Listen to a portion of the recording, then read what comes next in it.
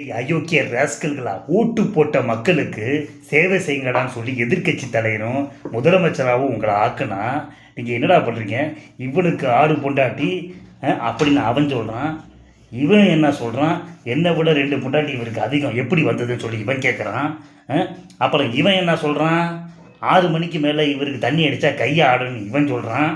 அவன் என்ன சொல்கிறான்னா 8 மணிக்கு மேலே இவன் தண்ணி அடித்தான்னா இவனுக்கு பூலே ஆடுது அப்படின்னு சொல்லி இவன் சொல்கிறான்.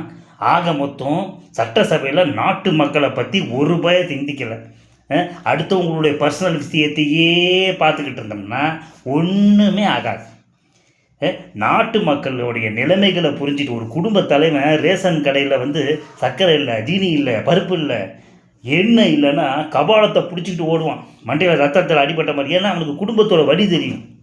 உங்களெல்லாம் நோகாமல் ஆட்சியில் உட்காரச்சு குட்டையை ஆட்டிக்கிட்டு நீங்கள் பாட்டுக்கு உட்காந்து ஆட்சியை பண்ணுங்கடா அப்படின்னு சொன்னால் நீங்கள் வந்து என்னன்னா நல்லா மிஞ்சி நல்லா கொளுத்து போய் இவன் பொண்டாட்டியை அவன் திட்டுறதும் அவன் பொண்டாட்டியை இவன் திட்டுறதும் தண்ணி வரல கஞ்சி வரலன்னுக்கிட்டு இதெல்லாம் சோத்து கஞ்சாடா.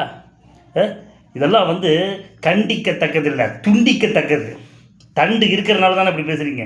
தண்டே இல்லைன்னா அது மாதிரி குண்டு உள்ள சோடா வேணுமா, குண்டே இல்லாத சோடா வேணுமான்னு சொல்லி கேட்பா ஒரு லம்பாடி பொம்பளை. அந்த மாதிரி கதையாக இருக்குது. இதுதான் இந்த மாதிரி நிலைமை நீடிச்சு போச்சுன்னா கண்டிப்பாக டபுள் குடும்ப கட்டுப்பாடு. ஒரு குடும்ப கட்டுப்பாடு பண்ணால் கூட தப்பிச்சு ட்ரீட்மெண்ட் எடுத்து கூட வந்து பொண்டாட்டியோ அப்பாட்டியோ இன்னும் அதிகப்படுத்துவீங்க. அது இனிமேல் இருக்கக்கூடாது, இருக்கவும் விட மாட்டேன்.